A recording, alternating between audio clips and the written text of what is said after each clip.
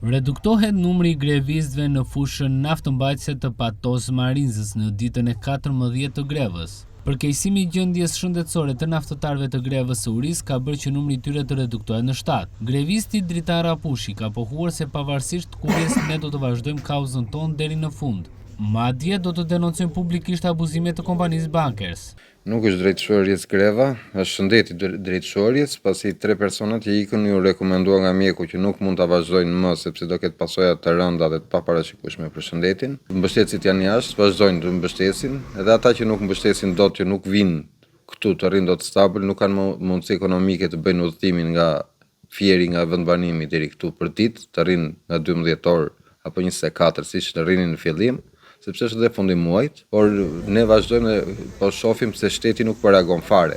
Pra, inspektor që duhet të kishin ardhur të kishin kontrolluar në ditët më kritike, kur njerëzit punonin nga 24 orë pa shkputje, kur persona të një profesioni kryenin profesionin çfarë ti kërkoi nga kompania, vazhdonin i bënin punën në urdhra, inspektoriati erdhi këtu dhe thoshte që nuk kemi autorizim të hyjmë në kompani.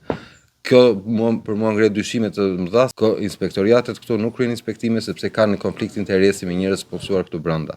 Kështu që ne i kërkojmë këtij inspektoriati përgjegjësimë dhe të dhënie llogarie pse nuk ndodhi kjo. Dhe personat janë atje në punë sot, janë gati të rikthehen këtu në grev, por kanë problemin ekonomik. Problemi ekonomik nuk është një problem që mund ta zgjidhin me dëshirë. Është problem që i ka ardhur fundi muajit, nuk i dalin më të ardhurat, kështu që duhet kthehen në punë për të siguruar ato pak të ardhurat që marrin nga kompania. Vinë, takojnë, fëmijët vinë shpesh, por nuk duam që fëmijët të përdoren për këtë kauzë apo familjarët, sepse ne jemi burra aty e mbajmë shtëpitë dhe jemi ne që duhet të sigurojmë të ardhurat. Nuk duhet të përdoret fëmia, mendoj unë, dhe familja për këtë kauzë. Ndërkohë një prej grevistëve që ka lënë grevën e Uris Eduard Selami vijon të jetë i pranishëm pranë tyre. Ne presim mbështetin nga shteti, ka thënë ai. Shteti ynë ose është me ne, ose është me kinezët. Nuk po na mbështet asnjë lloj institucioni. I bëjmë thirrje shtetit ton shqiptar që të na mbështesin në kauzën ton.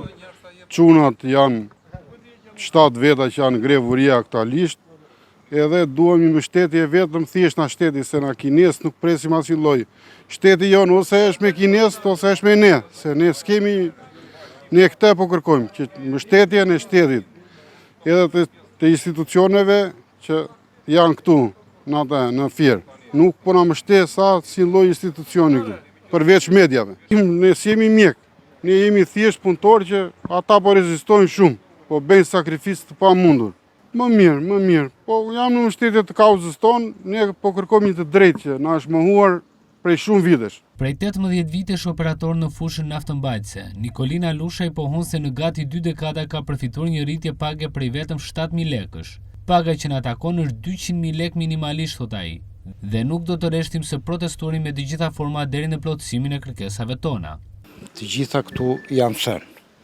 Janë thënë dhe dihet që ne jemi nga ana e rregullt, qoftë nga ana ligjore, qoftë dhe nga ana morale.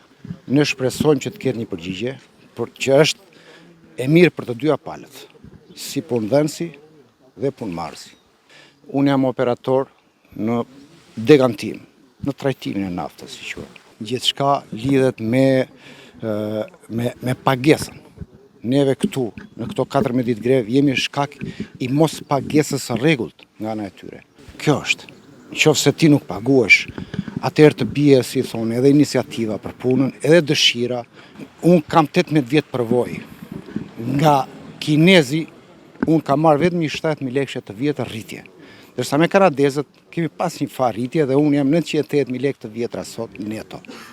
Me profesion jam inxhinier nafte. Kjo është pagesa. Këmbgulja duhet gjithë kohën, po marrë më të keqen që nuk do ndodhi, po edhe sikur, po tërë kohën, sa të jemi këtu në punë do ta kërkojmë të drejtën tonë. Ndërkohë në ditën e 14 të grevës asnjë negociat nuk duket në horizont, ndërsa kompania në vendburim vijon punën normalisht.